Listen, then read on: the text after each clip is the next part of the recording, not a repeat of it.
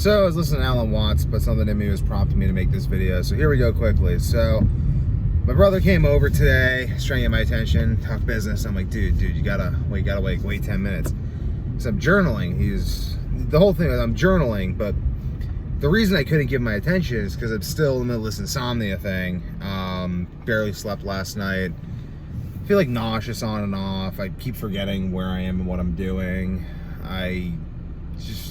My gut just hurts, just like this hurting, and then my brain's all fuzzy and panicky. And if anyone interrupts me, it's just like my stress response is through the roof. It's just this, it sucks. Like, it sucks. I mean, I feel like a little bitch because anytime anyone like says anything, like, just talk slower. Like, it fucking sucks.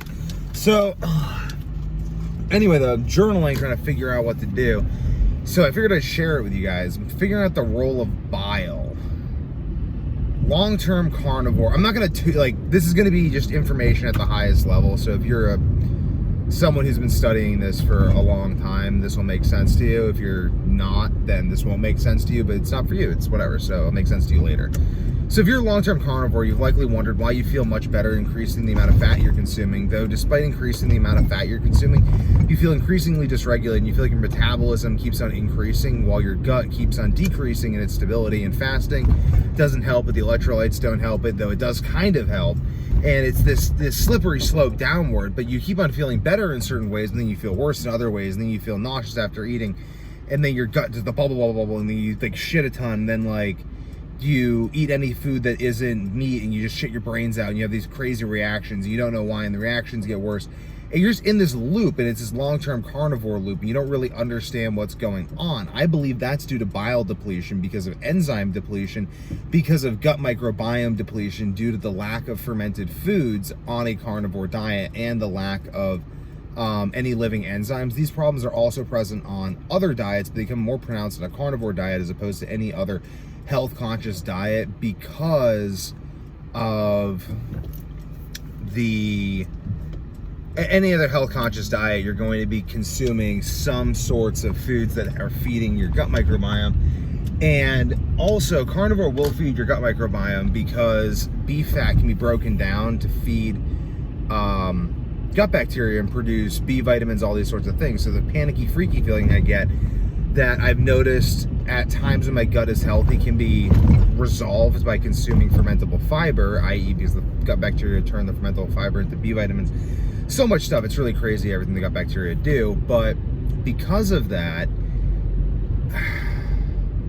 you need bile to break down the beef fat in the small intestine. So bile deficiency, which can be caused by heavy metals, toxins, all this stuff. So basically, enzymes rid the body of heavy metals, make all these processes possible, aid digestion. Bile does the same thing. It seems like bile is the third degree response from the gut bacteria being the first degree response, the body's enzyme stores being the second degree response, and then our bile stores, or the precursor bile stores, being the tertiary elimination digestion response. Elimination digestion being the two halves of metabolism, as metabolism works off of getting rid of things that block metabolism while making use of things that activate metabolism. The activator blocker theory, proposed by Christopher Walker, developed originally by Ray Peat, that predominantly focuses on metabolism as the main driver of health.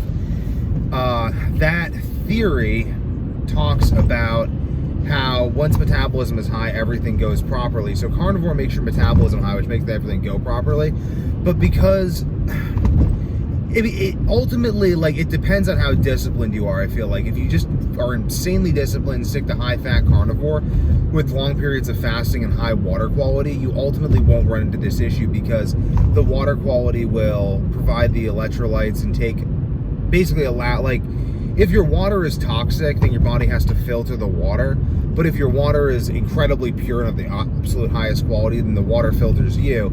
So these delicate things can tip the balance, and people who are on long-term carnivore and are developing issues are people who, in my experience, have tipped the balance in some way towards enzyme count and gut bacteria decreasing through increased toxins in the body, and or not consuming, either increasing the toxins or you're not giving yourself enough of the things that you need to produce the gut bacteria that make the enzymes that make all these processes possible, also allowing for bile production. So because these gut bacteria are decreasing and the enzyme count is decreasing as a result, because gut bacteria are the main thing that produce enzymes for your body of all sorts, and these enzymes are converted by your liver into bile salts and bile itself that's then stored in the gallbladder and used to break down fats and heavy metals and all these things, and eliminate heavy metals, specifically in the small intestine, which is the place where small intestinal bacterial overgrowth takes place, which is the main driver of gut dysbiosis and the extreme courses of SIBO, such as like Gordon Ryan has, these people have, or at least I've had. I mean, it seems to correspond to these, like, and I've coached lots of people who have had the SIBO, and leaky gut. Irritable bowel syndrome is often SIBO.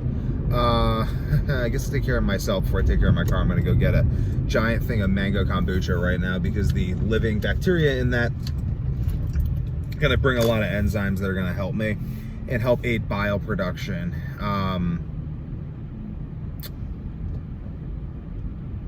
Yeah, basically that. And there's a lot of other stuff I could say in addition to that, but seems as good as it's gonna get for an insomnia rant.